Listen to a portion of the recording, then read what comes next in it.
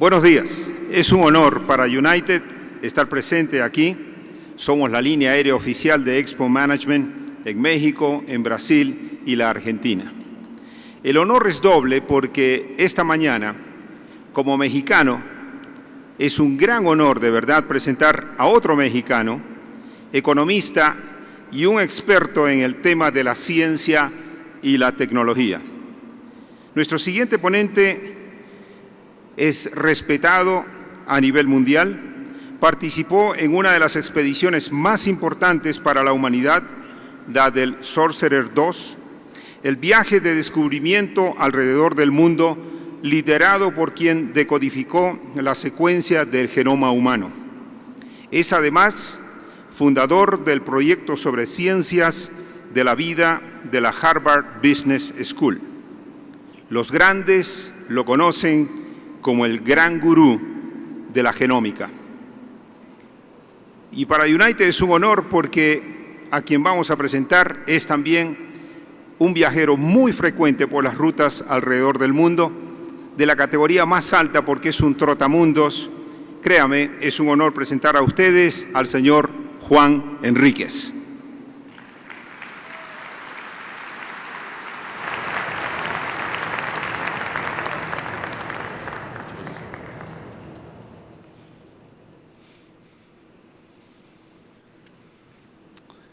Quisiera hablar con ustedes sobre lo que es el poder y un poquito lo que tiene que ver la ciencia y la tecnología con eso.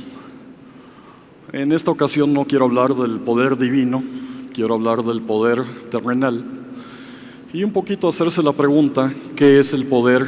¿Cómo cambia? ¿Cómo se manifiesta? Y a través del tiempo, pues la ciencia y la tecnología han tenido mucho que ver con el poder. La ciencia y la tecnología han permitido que un ejército venza a otro. La edad de piedra no se acabó porque se acabaron las piedras, como decía el jeque Yamani.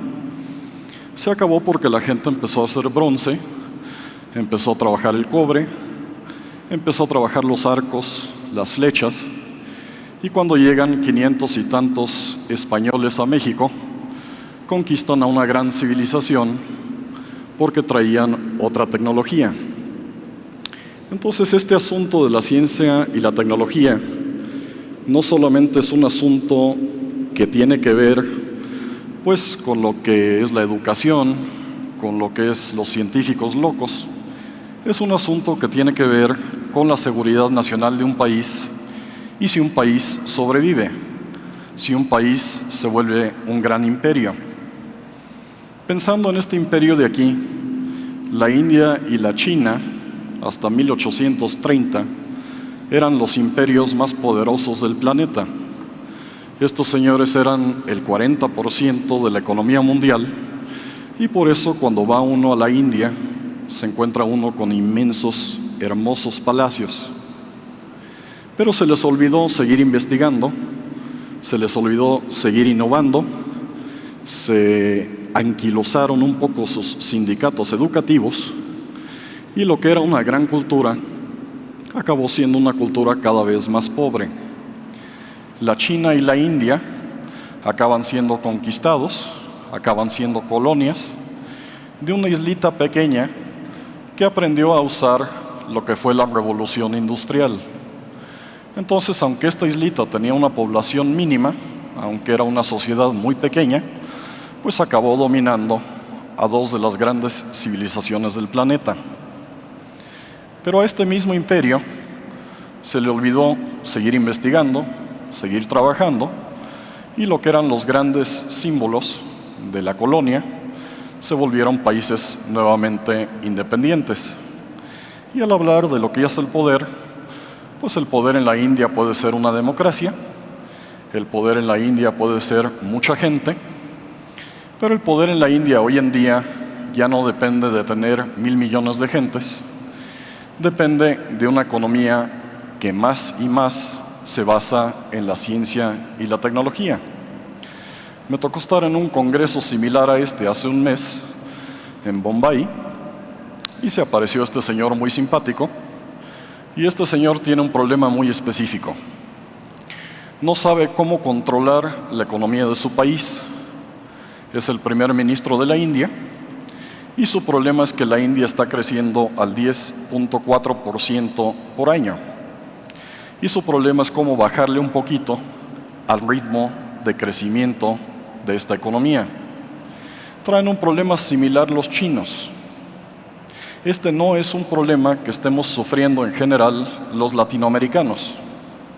Y por eso la disparidad en la importancia que tiene para los negocios la China, la India, en los siguientes 20 años, versus lo que tenían hace 20 años y lo que tenía América Latina.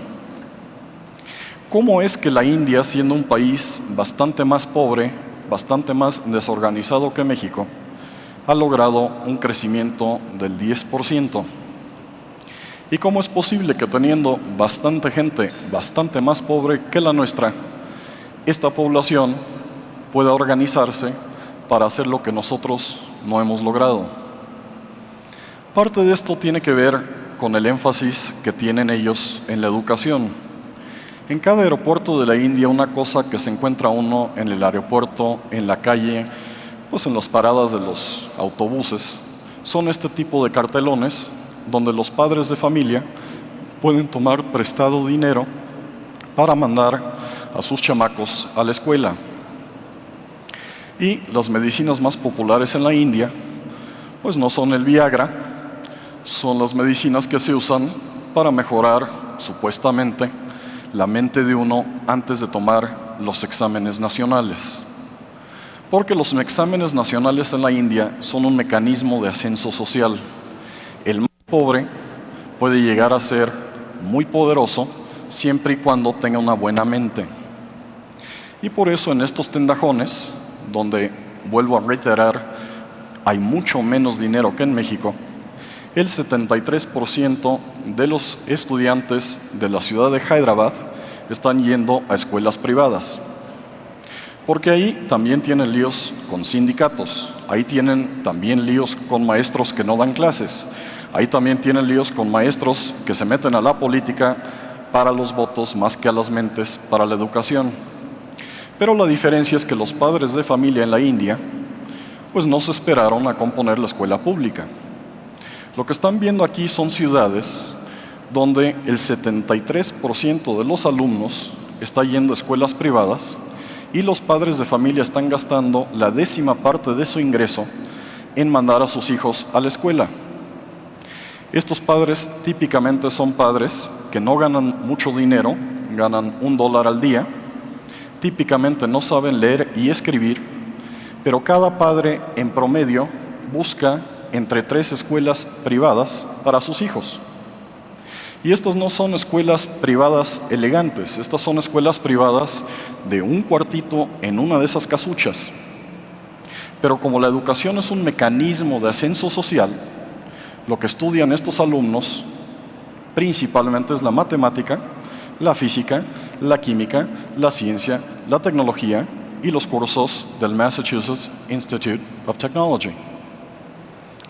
La fuerza de la India no son los grandes monumentos, no son los grandes palacios. La fuerza de la India es específicamente este edificio de aquí y este edificio de aquí. Son 2 de los edificios de escuela más modestos que hayan visto ustedes, pero es 100 veces más difícil entrar a este edificio de aquí que entrar a Harvard. Y cualquiera que entra a esta escuela, que es uno de los 6 institutos hindús de tecnología, se vuelve un héroe en su propia sociedad. Y los periódicos publican las listas de los alumnos de esa ciudad que entraron a este edificio de aquí.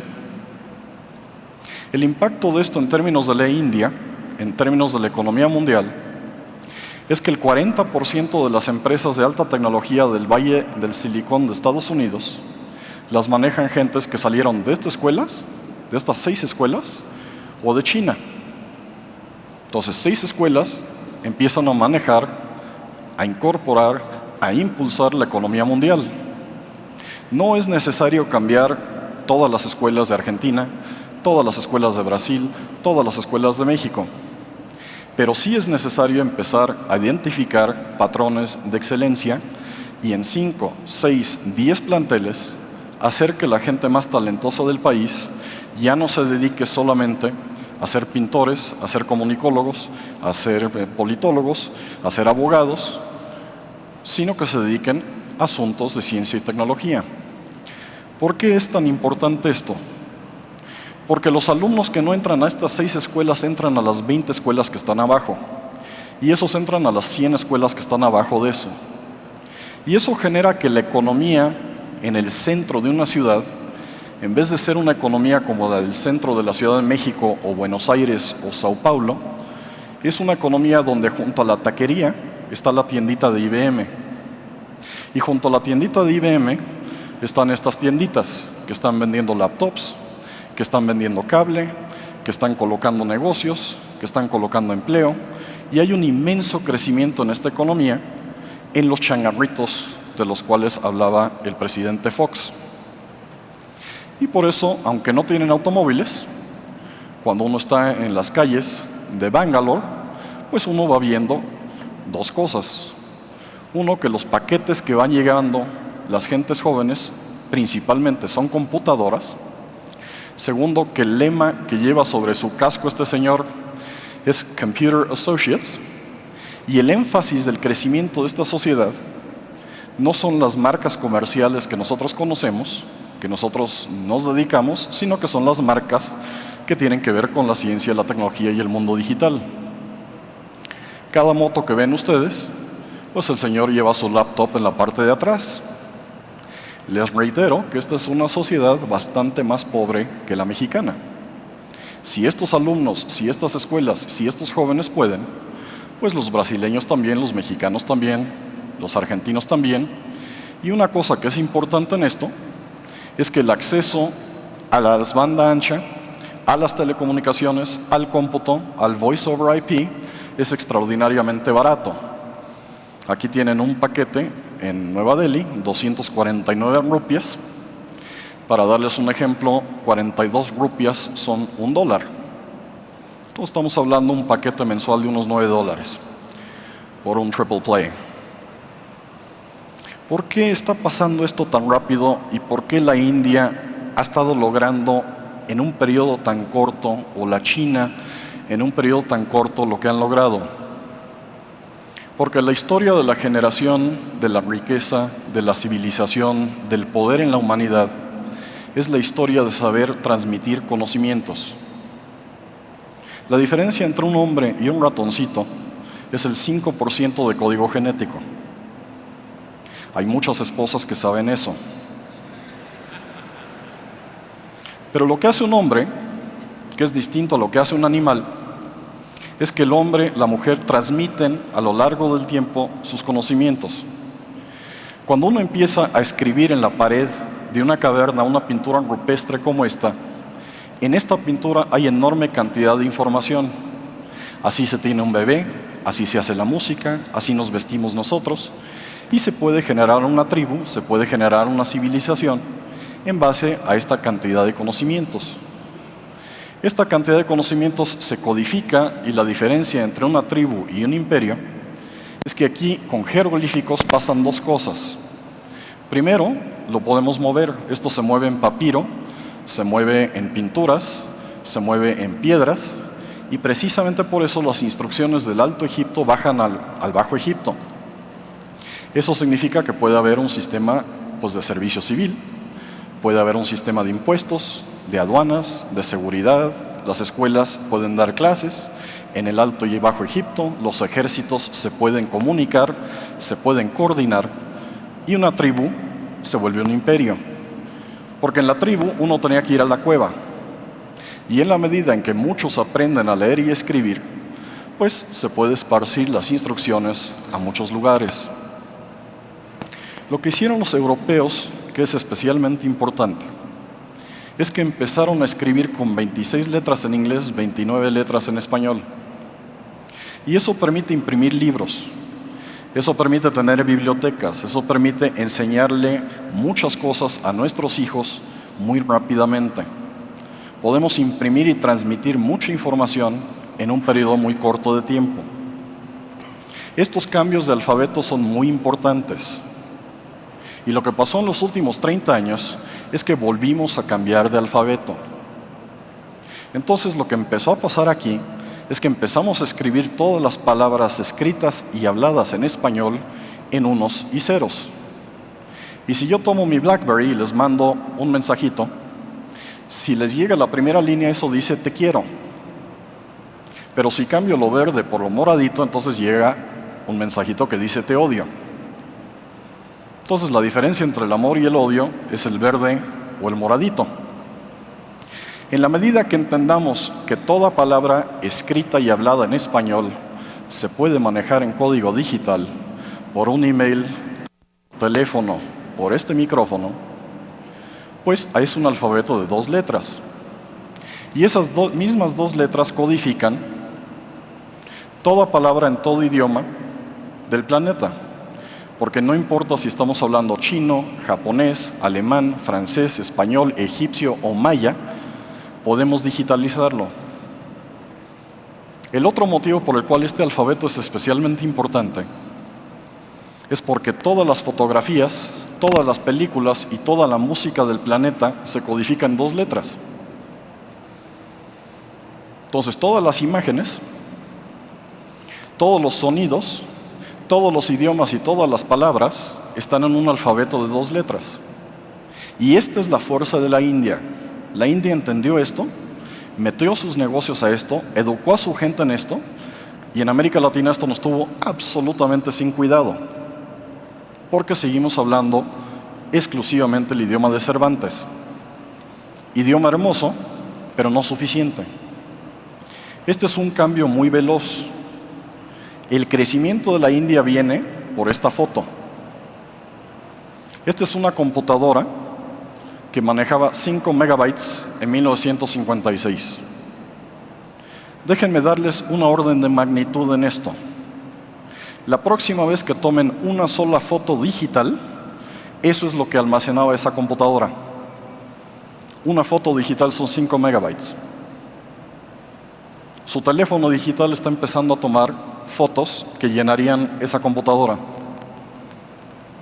El teléfono celular que traen ustedes en el bolsillo tiene más poder de cómputo que el cohete que fue a la Luna. Las sociedades que entienden estas tendencias son las sociedades que crecen. Porque hoy un idioma que nadie hablaba en 1960 es el 93% de la información que se transmite en el planeta. El idioma dominante no es el inglés, no es el chino, no es el alemán y no es el español, es el idioma digital. Y las sociedades que entendieron esto son las sociedades poderosas hoy en día. Este es el cambio en la economía mundial. En 1968 teníamos nosotros una economía mundial donde la tercera parte era manufacturas, la tercera parte era agricultura, la tercera parte era conocimientos. Hoy día los conocimientos son más del 70% de la economía mundial. La agricultura es el 4%. Cuando en México invertimos en hacer grandes presas en Nayarit y no invertimos en hacer grandes mentes en algunas escuelas de excelencia, estamos condenando al país a la pobreza, a la falta de empleo y a no ser una sociedad relevante. Porque si no nos volvemos una sociedad de conocimientos y si no empezamos a jugar en esto en Brasil, Argentina, México, Bolivia, Chile, Paraguay, América Latina va a ser una parte cada vez más pequeña de la economía mundial. Y esto ocurre a lo largo de una sola vida. En lo que una persona transita estas 4 etapas, pues se da un cambio masivo en la economía mundial. Déjenme darles un ejemplo de lo que puede pasar con una gran sociedad cuando no entiende el cambio. Esta es una sociedad que entendía la investigación y el desarrollo, que entendía el explorar. Esto es Portugal y esto es la estatua de Vasco de Gama y de su expedición. Entonces este señor le da la vuelta al África, encuentra la India, encuentra partes de lo que eventualmente va a ser Asia, genera inmensa riqueza. Aquí es donde está la tumba de Vasco de Gama. Pero el problema del modelo de desarrollo es que aunque se mete a la comunidad china, a la comunidad de la India, no aprende, no comercia, trata de dominar. Entonces, lo que hacen los portugueses es tratan de controlar el gobierno, el acceso a los negocios, los casinos y el comercio. No aprenden chino, no educan a los chinos, los tratan sencillamente de controlar. ¿Y qué es lo que pasa? Pues que acaba siendo un imperio vacío. Este es el edificio más famoso de Macao. Es una fachada vacía.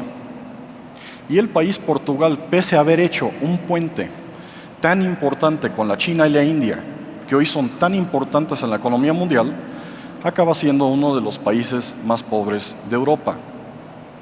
Porque los portugueses siguieron hablando portugués, porque no aprendieron a hablar chino, porque no tuvieron socios chinos, porque no querían hacer negocio con los chinos o con la gente de la India, sino querían hacer negocios única y exclusivamente con portugueses en portugués. ¿Qué sería el destino de este país si el país Portugal fuera la puerta de entrada a Europa para todos los productos de la China y de la India? ¿Qué hubiera sido este país si hubiera armado estos puentes? ¿Hay algún ejemplo de esto? Pues sí, atravesando justamente el río, del otro lado del río, en la misma geografía, en el mismo lugar, con una historia similar, tenemos a Hong Kong, y ahí los ingleses sí se asociaron con los chinitos. Y el resultado de esto fue ligeramente distinto a lo que vemos en Hong Kong.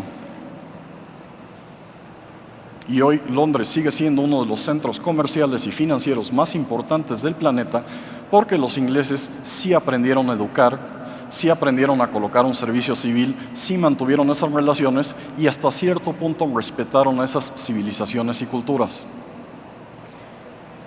Estos cambios nos han afectado de una manera importante porque el coreano promedio en 1975 pues ganaba la quinta parte de lo que ganaba un mexicano.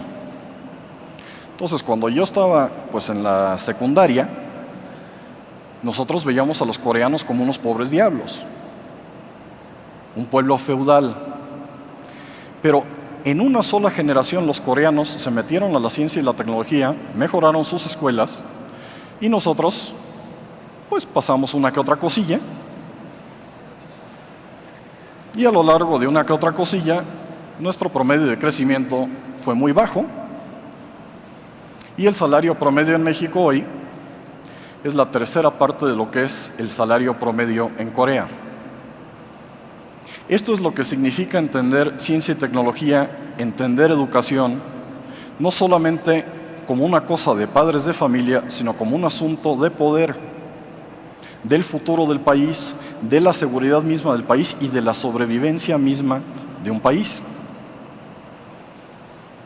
Y no basta que en México llevemos 24 años creciendo al 0.4% en términos reales. No se vale que con gente tan inteligente y emprendedora, la India esté creciendo al 10%, China esté creciendo al 10%, y nosotros estemos muy orgullosos porque traemos un 3 y pico por ciento. Esto hay que cambiarlo. Y hay que entenderlo no como un asunto muy complicado. Estos son algunos de los edificios más caros de Canadá. Están en la ciudad que era la ciudad más pobre de Canadá. Era una ciudad que se basaba en la agricultura y la pesca, hasta que un cónsul decidió importar una serie de gentes. Entonces el cónsul general de Canadá en Hong Kong, cuando los ingleses dejan Hong Kong, le ofrece ciudadanía canadiense a 10,000 gentes de Hong Kong. Y al ofrecerles la ciudadanía, se trae a los más emprendedores, a los más listos, a los más vivos, a armar compañías. Hoy en día Vancouver es la ciudad de mayor crecimiento, más cara, con más patentes y con mejor investigación y desarrollo en sus universidades. 20 años es el cambio. 5,000, 10,000 mentes es el cambio. Hay países que entienden que si uno se trae a un jugador brasileño, puede mejorar el equipo de fútbol local. Pues lo mismo pasa con ciencia y tecnología. Y en México tenemos que empezar a importar, a trabajar con una serie de gentes. Y lo tenemos que hacer no solamente en el mundo digital, sino en el mundo de ciencias de la vida. Porque lo que eran las escuelas de medicina como Harvard, esta es una clase en 1905, se han vuelto escuelas completamente distintas en la medida que empezamos a entender cómo se escribe el código genético de las cosas. Toda forma de vida en este planeta se codifica en 4 letras. Este idioma de aquí va a ser tan importante como el idioma digital. El mismo crecimiento que hubo de negocios del mundo digital lo va a haber en el mundo de ciencias de la vida. Esto empieza en 1953, cuando estos dos señores empiezan a argumentar que toda forma de vida en este planeta, toda bacteria, toda vaca, toda planta, todo ser humano, todo político, todos se codifican en 4 letritas: adenina, tianina, guanina y citosina. Y esas 4 letritas se pueden meter a máquinas que leen el código genético. Y si hacen eso, pueden ustedes publicar libros extraordinariamente aburridos. Cientos de miles de hojas de A, T, A, C, A, G, G, G. Lo que es importante de estas hojitas es que hacen que esta manzana se vuelva un disquete. Esta manzana es un programa de cómputo, pero no ejecuta código digital. Esta manzana ejecuta código de vida. No se necesita enchufar, no se necesita una licencia. Esta manzana funciona cuando hace esto. Y al momento de hacer eso, ejecuta la primera línea de código. A, T, C, G, A, C, G, hace una raíz. Siguiente línea de código. T, C, A, G, G, G, hace un tallito. Siguiente línea de código. G, A, C, A, hace una florecita blanca, saca unas hojitas. Y luego, por favor, vuelve a hacer unas copias de este programita de aquí. Igual que en esas palabritas de unos y ceros, si yo le cambio unos cuantos unos y ceros, dice te quiero o te odio. En esta forma de vida, si le cambio una de cada 1000 letras, pues esto aparece como esto.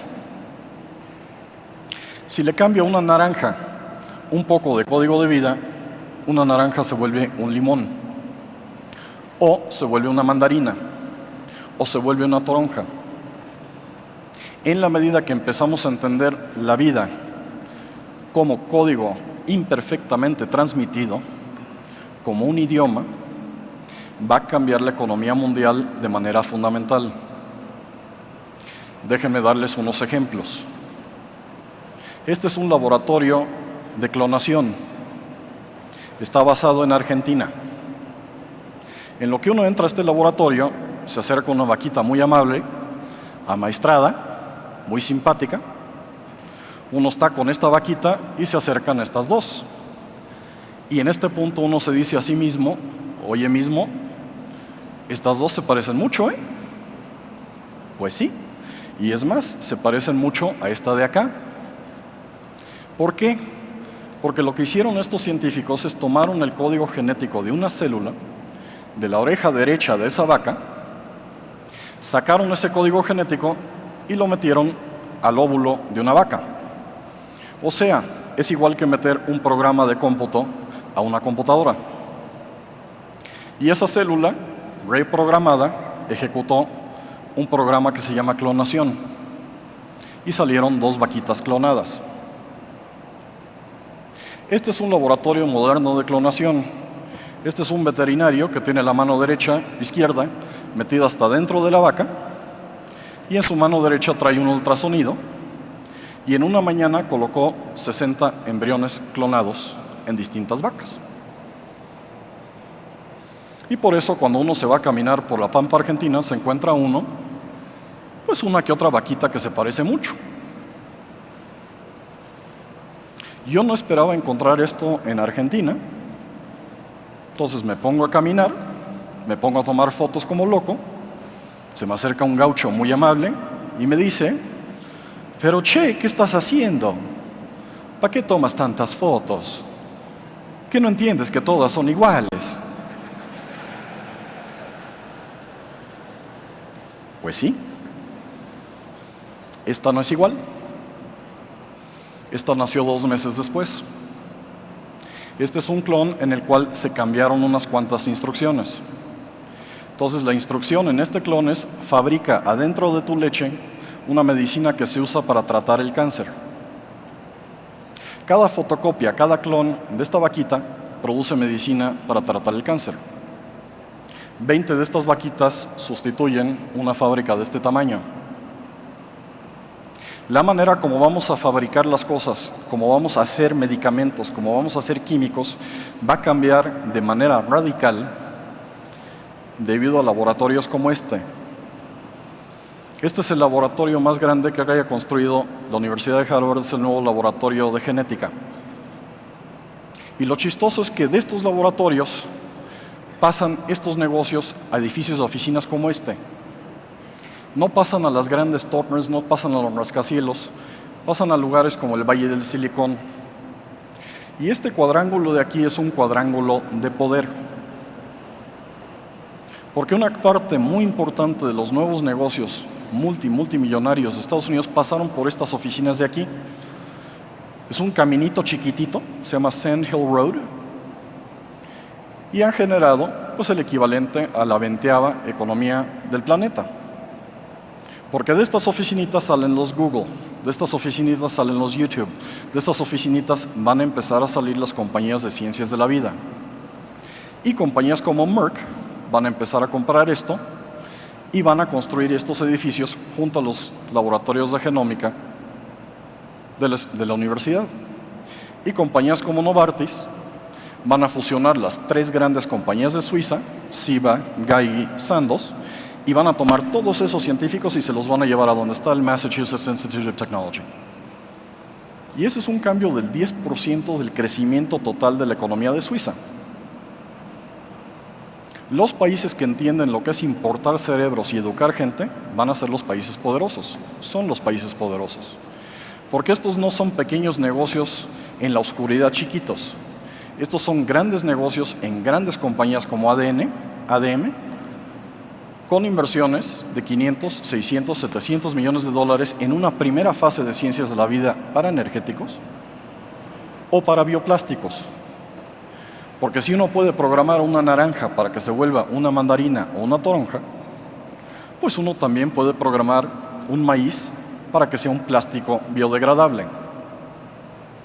Y estos plásticos biodegradables ya están fabricando vasitos como estos, o los envases para las ensaladas, o las telas, porque todo lo que está empezando a hacer DuPont, pues ya no es el poliéster y el nylon, sino son nuevas fibras que crecen en bacterias basados en ciencias de la vida. Y si uno no le gusta hacer esto en maíz, uno lo puede hacer pues en bacterias.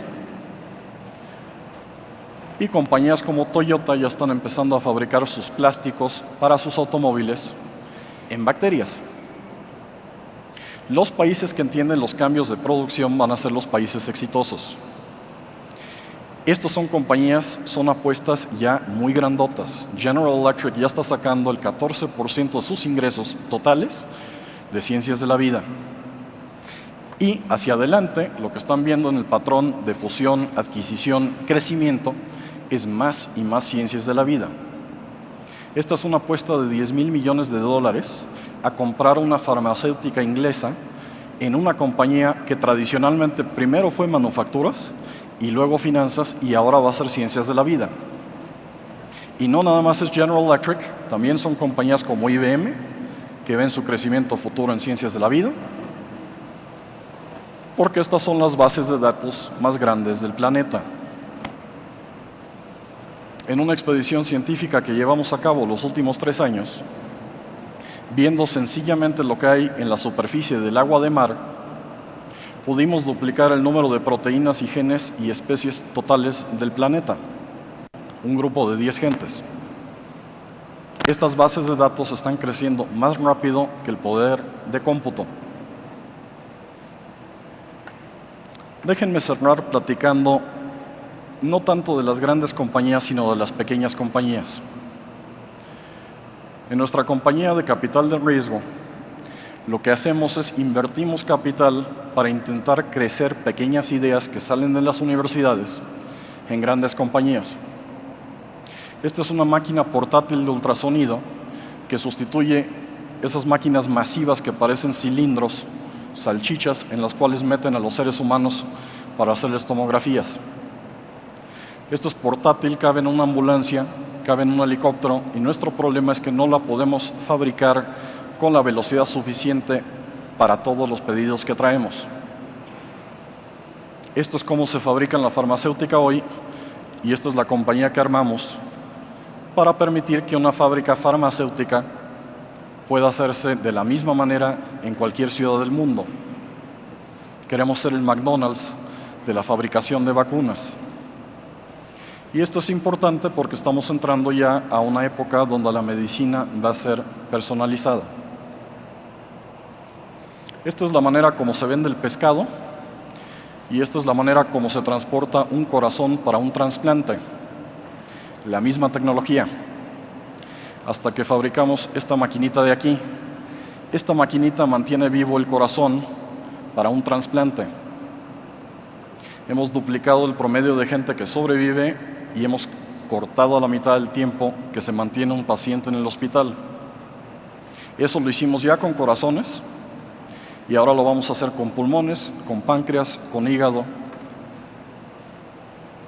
y eventualmente, probablemente la quimioterapia de órganos específicos los saquemos del cuerpo, haremos la quimioterapia y la radiación afuera del cuerpo y luego volvemos a meter el órgano. Esta fue la portada del National Geographic en febrero de este año. Esa es nuestra maquinita. Ese es un corazón humano latiendo adentro de una caja. Esta es otra compañía que fundamos y lo que son las mismas probetas con las que se juegan, pero en vez de jugar con 2 probetas, este es pues, un chip de este tamaño con 3072 probetas. Esto nos permite hacer 1 millón de experimentos por científico en una tarde para mejorar el maíz, para mejorar el trigo, para mejorar las medicinas, para ver si hay reacciones adversas, para mejorar vacunas. Y otra vez son compañías que están creciendo 100% por mes. Este es el crecimiento de la economía mundial. Esto es hacia dónde va la economía mundial. Si no tenemos en México científicos, empresarios, gente que esté trabajando en esto, nos vamos a meter en líos muy graves. Porque estamos empezando a ver la vida como código. La última compañía que fundamos es Genómica Sintética y estamos empezando a programar bacterias para empezar a tratar de cambiar los mercados energéticos del planeta, cambiando el código de una célula para que la célula se vuelva un disquete que ejecute un código específico. Saca más gas, absorbe el sulfuro, hace esto, hace esto.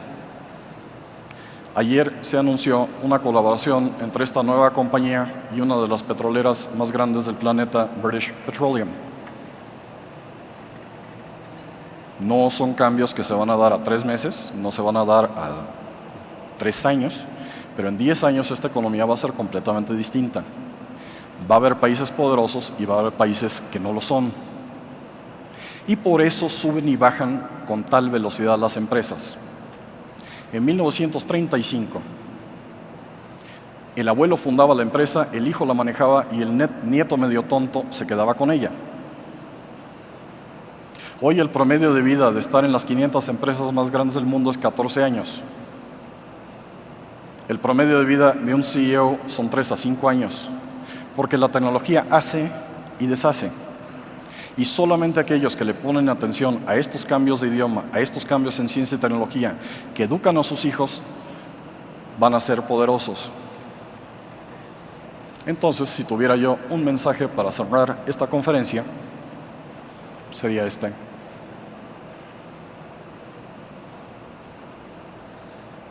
Muchas gracias.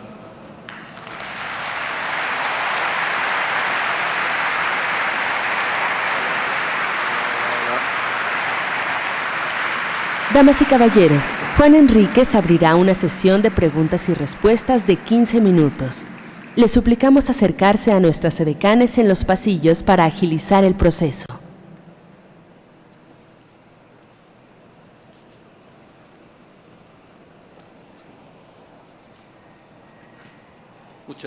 Muchas gracias, Juan. Increíble. La verdad ha sido de romper la cabeza y de dejar a uno pensando. Mientras se van alineando las personas para hacer las preguntas, se me ocurría pensar en el impacto en un empresario de muebles, de zapatos. Evidentemente hay un impacto que es por el lado de su propia salud, de todo lo que es el sistema de seguridad social. Dentro de poco le van a dar un remedio que tiene todo esto atrás. Ahora, para su propio negocio, el de zapatos, el de muebles, ¿cómo lo va a impactar y cómo tiene que prepararse él para capturar los beneficios de ese cambio? No hay una empresa en este salón que no vaya a cambiar debido a un código distinto. Levante la mano, por favor, alguien en este salón que no use código digital en sus teléfonos, en las 17 computadoras de su coche, en el micrófono en abrir la puerta de un hotel, en cómo toma notas, en cómo ve un programa de televisión, en cómo escucha música. Todos ustedes ya son digitales. Lo mismo va a pasar con el mundo de ciencias de la vida, y usando dos ejemplos muy específicos, en términos de zapatos, ya estamos empezando a generar la piel clonada. ¿Por qué hacemos esto? Porque tu cuerpo puede generar piel, entonces cuando te cortas, pues haces más piel. Cuando te quemas, haces más piel. Tu piel tiene 7 diferentes capas, y todos los días cuando te rascas un poquito, cuando te lavas con un estropajo, le quitas un par de capas y vuelve a crecer. Ahora, ¿cuál es el problema? Que cuando tú entras a una quemadura muy grave en una tercera parte o la mitad de tu cuerpo no tiene la capacidad para armar esa cantidad de piel en el tiempo necesario. Entonces, lo que estamos aprendiendo a hacer es a clonar piel para tratar a los enfermos de quemaduras. Pero una vez que esto se vuelva lugar común para la industria del zapato, por ejemplo, pues no va a ser necesario tener la vaca para hacer el cuero. Y en vez de estar alimentando un animal de cientos de kilos, va uno a estar teniendo unas placas donde se hace el cuero más fino del planeta, sin estar expuesto pues a los elementos, al alambre de púas, a las garrapatas, y eso va a ser un cambio masivo en cómo se produce, dónde se produce, para qué fines se produce el cuero. Y la industria del zapato va a cambiar de manera fundamental.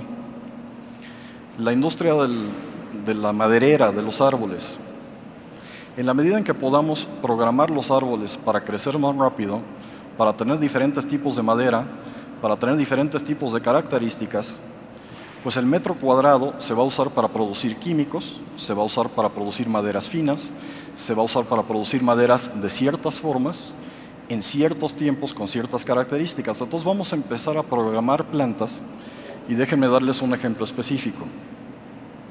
Hay una compañía en Dinamarca que lo que ha hecho es estructurar las semillas de una hierba para que las hojas se vuelvan rojas, no en el otoño, no cuando hace frío, sino cuando hay un explosivo cerca. Y eso lo que significa es que podemos tomar estas plantitas, esparcir las semillas, y crece un pasto verde, excepto donde hay circulitos rojos.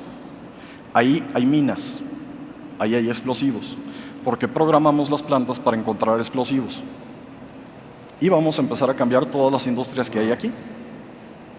Y de esto estamos hablando para el cuero cultivado, porque tendremos que encontrar nuevas palabras, en una fábrica, ¿es 5, 10 o 20 años? Tecnológicamente se puede hacer hoy. La pregunta es en qué punto se van a cruzar el costo de alimentar una vaca, claro, de mantener una vaca, y el costo del laboratorio. Y nosotros estamos haciendo las mejoras agrícolas pues en promedio a 2.1, 2.3% por año de mejoramiento de las altas semillas. Pero estos son cambios que estamos haciendo a 100% por año. Entonces esas dos curvas se van a encontrar relativamente pronto. Y entonces el empresario hoy, y creo que ahí vuelve a juntarse con tu comentario, México como país tiene que avanzar en eso. El empresario hoy tiene que, con su cooperativa o su cámara, empezar a contactar a laboratorios, el gobierno tiene que llamar al MIT. ¿Cómo sería el roadmap, el camino que vos aconsejarías a las industrias mexicanas para empezar a recorrer eso? Yo creo que una de las primeras cosas que tenemos que hacer es tomar control de algunas de nuestras escuelas. No me interesa cambiar todas las escuelas en México, pero sí me interesaría que cada uno de ustedes, como padres de familia, como empresarios, agitara para que nos dieran control del 5% de las escuelas del país. ¿Cuáles son las reglas en estas escuelas? No entras a menos de que tomes una prueba estandarizada. No entras a menos de que seas el 1% mejor para entrar a la primaria, para entrar a la preparatoria. El 10% de cada salón truena cada año. Vuelve a entrar al sistema escolar normal. Y vamos a hacer exactamente lo mismo con los maestros. No das clases en estas escuelas a menos de que seas el mejor 1% del país.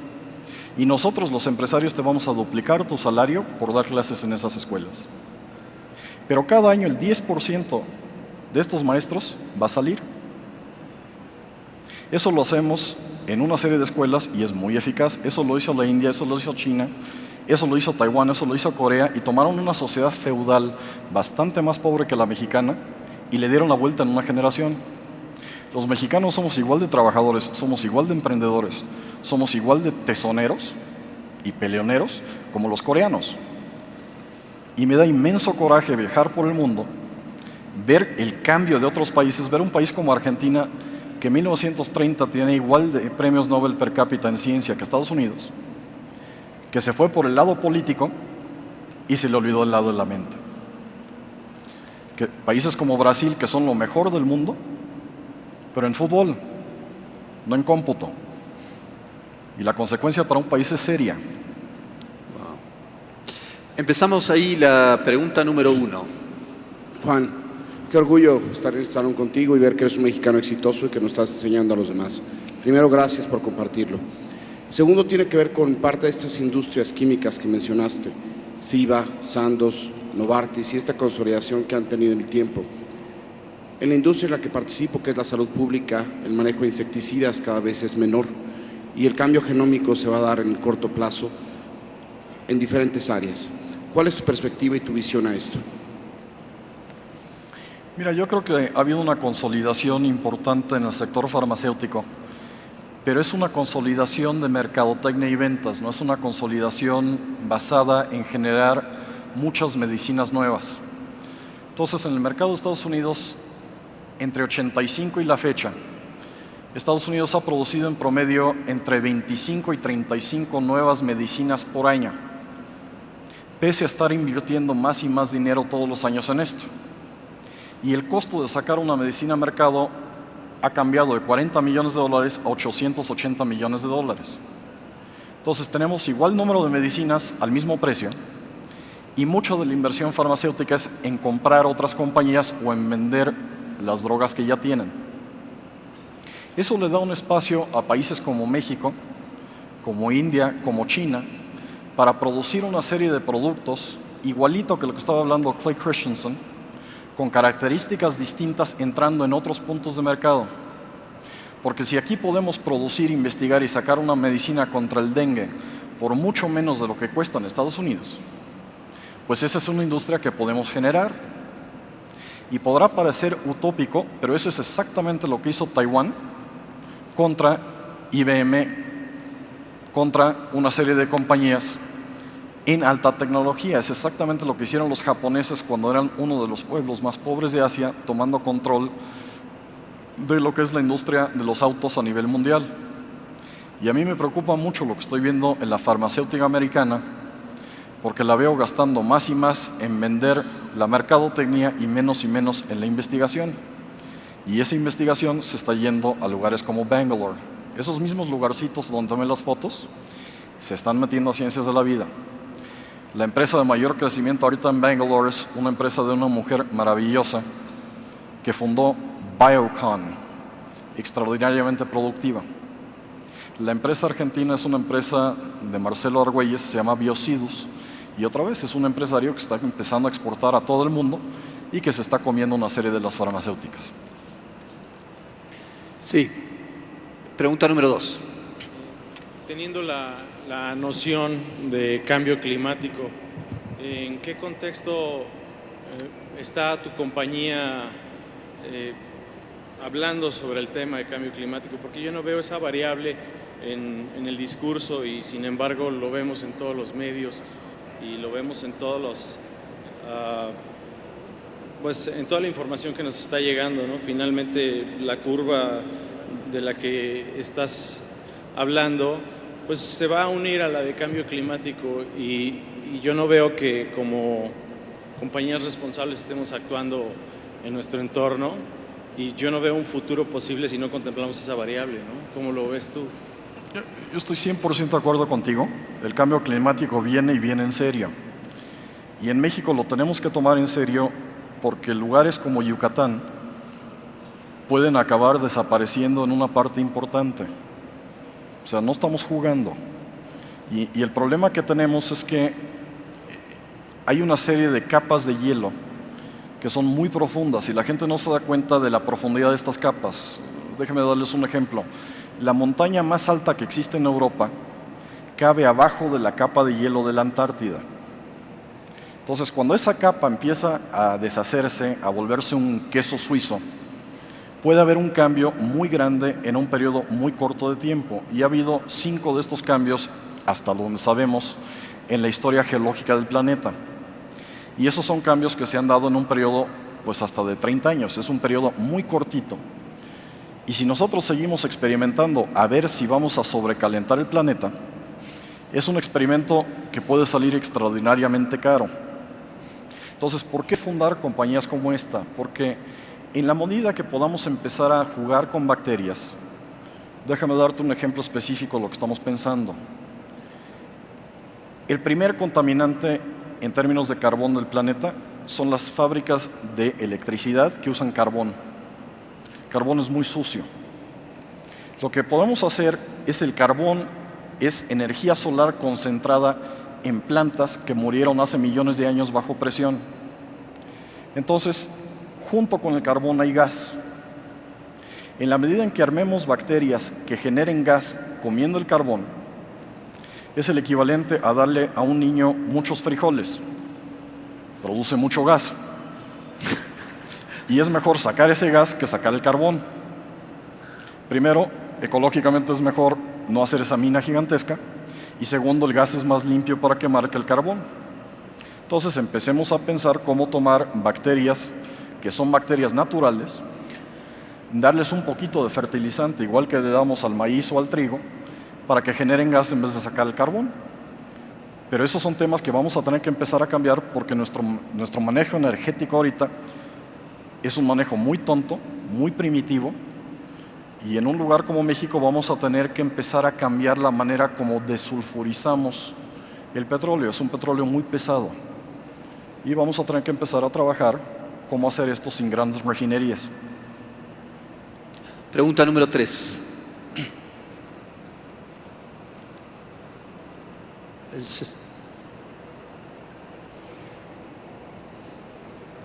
A ver, estamos... Bueno. Ahora sí. Buenos días, Juan. Es indiscutible que la biología será en este siglo lo mismo que la física en el siglo XX. Pero hay una cosa importante. En este imperio del conocimiento, la concentración de patentes sobre la vida está en muy pocos países. Y al mismo tiempo las controversias de los transgénicos y la manipulación de la biología sintética acarrea muchas inquietudes en la sociedad. ¿De qué manera se puede ver el futuro con cierta tranquilidad cuando la concentración de todo este conocimiento está en los países más poderosos del mundo y cuando los riesgos de la biología sintética no están contemplados con visión? Mira, hay 2 maneras de ver esto. Una es, ya nos la partieron, punto de vista pesimista, y muchos intelectuales pues se dedican a decir, pues ya no hay nada que hacer. Yo creo que esta es una sociedad que una y otra vez se ha levantado y ha logrado grandes cosas. Y yo creo que México tiene el coraje, la educación y el orgullo propio, igual que lo tiene Argentina, igual que lo tiene Brasil, igual que lo tiene Chile, para tomar este tipo de cambios y utilizarlos. Ahora, si dedicamos todo nuestro tiempo a debatir la ética de esto, tenemos un problema marca Acme, porque no generamos lo que estamos debatiendo. De los 15 principales productores de patentes en México, no hay una compañía mexicana. De las 3 principales universidades privadas mexicanas, no hay una patente en Estados Unidos el año pasado. Como dicen, Houston, we have a problem. Porque estamos discutiendo la ética de hacer esto y los otros la están patentando. Pues sí, eso será pues una lástima, pero así opera el mundo en este momento. Y ni tú, ni yo, ni México va a cambiar esas reglas. Entonces, ¿qué es lo que tenemos que hacer? Tenemos que fajarnos, tenemos que componer nuestras escuelas, tenemos que exigirle al gobierno y a los partidos que dejen de pelearse entre ellos y que tomen en serio la educación en una parte pequeña. No les estoy pidiendo que tomen todas las escuelas y que me compongan todo. Tomen el 5%. Ahora, de eso, dedicámosle el 1% del presupuesto a la ética, porque sí hay preguntas éticas muy importantes aquí. Esto va a cambiar pues nuestra concepción filosófica, algunas religiones, la manera como fabricamos cosas, la relación de sociedades, pero hagámoslo con el ámbito de que este es un instrumento que puede fabricar países. Porque igual que se fabricó el país Singapur, que tenía el mismo ingreso per cápita que Ghana en 1965, igual que se fabricó Corea, que era un país feudal mucho más pobre que México, México puede tomar esto y hacerlo. Déjame darte un ejemplo específico de lo que pasa cuando no lo hacemos. China e India tenían tradicionalmente millones de gente que se morían de hambre todos los años. Se empezó a hacer investigación sobre el trigo en México y en un centro en Cuernavaca se descubrió cómo hacer suficiente comida para que China e India fueran autosuficientes. El científico que hizo esto en México, en Cuernavaca, ganó el premio Nobel. Pero esa tecnología no la aplicamos en México, entonces ese centro se acaba de cambiar de Cuernavaca a la India, ese señor se fue a Texas y México se ha vuelto uno de los principales importadores de granos del planeta por no aplicar una tecnología que se descubrió aquí. Bueno, ¿saben qué? Eso no se vale. Hay que ponerle atención a la ciencia y la tecnología, hay que armar estas empresas y hay que educar a nuestros hijos. Y todos los políticos dicen hay que hacerlo. Bueno, vamos a hacerlo, ¿no? En vez de platicarlo. Estamos pasados de tiempo, vamos a tomar una última pregunta en la 4. Buenos días, mi nombre es Fernando Ramo. Te doy mi disciplina profesional para que sepas de dónde viene mi marco de referencia. Soy psicoterapeuta y coach corporativo. Y usando tu misma analogía sobre que en 1930 Argentina tenía muchos premios Nobels y que se dedicaron a la política y que ahí se perdieron muchas cosas. Aquí estoy yo viendo que la biotecnología se está utilizando para la manufactura, para mantener la vida, para crear códigos, nuevos lenguajes, pero finalmente es el hombre quien hace todo esto. Y al oír todo esto, las 8 horas de ayer y las 2 horas de hoy, creo que nos estamos olvidando de un mundo espiritual, emocional, sentimental, y nos estamos yendo exclusivamente a lo físico. Entonces, ¿cómo toda esta ciencia, todos estos adelantos, podemos utilizarlos para el comportamiento, para el querer hacer, el querer lograr, el mantener ese espíritu del hombre que nos sacó precisamente de lo que tú mencionabas, de la ignorancia, porque la tecnología llegó y entonces conquistó a muchísimas culturas. La cultura del no hacer, la cultura del no querer, la cultura de los comportamientos no es exclusiva de un rango de los trabajadores los obreros, sino los altos directivos que estamos aquí presentes. Cerrar la pregunta. Cierro la pregunta. Sí. ¿Qué está haciendo la biotecnología para producir herramientas para mejorar el comportamiento humano? Mira, hay gente que dice que la ciencia y la cultura y el arte son mundos exclusivos. ¿Dije algo? y que son excluyentes. Y yo creo que es al contrario. Si vemos la historia de la humanidad, las grandes obras de arte, las grandes obras arquitectónicas, de poesía, de literatura, frecuentemente vienen de los periodos donde esa sociedad está avanzando tanto en tecnología, tanto en ciencia, tanto en educación, como en arte. Y por eso el arte fundamental del mundo se va cambiando de un lugar a otro, junto con el poder y la riqueza. No es esencial ser rico o ser poderoso para generar gran arte, pero vaya que ayuda. Más fácil tener museos, etc. ¿Para qué hace uno todas estas cosas? No se vayan a ir de aquí pensando, ya me llevó. No es por ahí. Salgan de este salón pensando, tengo una oportunidad para mí, para mi empresa, para mi hijo, para mi país, como nunca ha tenido ningún otro periodo en la especie humana. Están sentados ustedes en un periodo igual que el Renacimiento, donde vamos a duplicar los datos generados por la especie humana en los siguientes 5 años.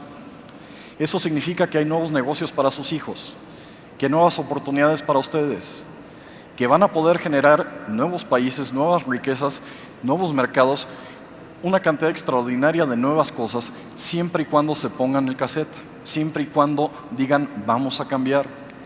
Y los que hagan esto van a ser los poderosos, los exitosos, y van a poder tener su casita viendo al mar, tomándose su tequila con su nuevo amor. Bueno, realmente este mensaje ha sido tan contundente, tan claro, tan apoyado por lo que está pasando. Espero que los medios lo levanten con la misma fuerza o más que ayer tomaron los comentarios del doctor Alan Greenspan, y que aquí la comunidad dirigente de México, 3.000 empresarios, tomen esto en serio para hacer el cambio. Doctor Enríquez, muchísimas gracias. Gracias.